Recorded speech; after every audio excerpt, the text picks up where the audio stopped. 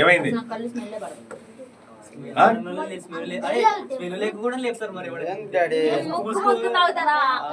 తక్కువ మార్కులు తెచ్చుకున్నావా? ఇంత సింపుల్ గా చెప్పేస్తావు. తిని తిరుగుతున్నావు దోస్తులమ్మడి. ఎక్కడ చూసినా నువ్వే. చదువు ఎట్లా వస్తుందిరా? మార్కులు ఎట్లా వస్తాయి? ట్రై చేస్తున్నా డాడీ, కానీ వాడు మార్కులు ట్రై చేయడం వేరు, చదవడం వేరు. పోయింది మళ్ళీ వస్తుందా?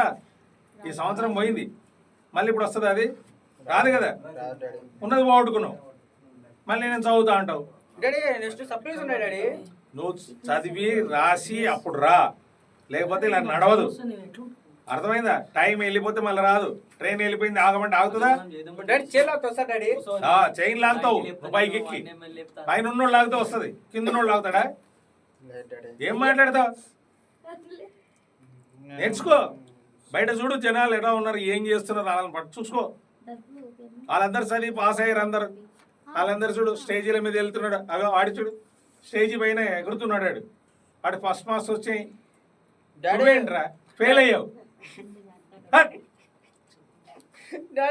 పాస్ అయ్యి నాతో మాట్లాడు. అప్పుడు మాట్లాడక సూసైడ్ చేసుకుంటాడు. నువ్వు నాతో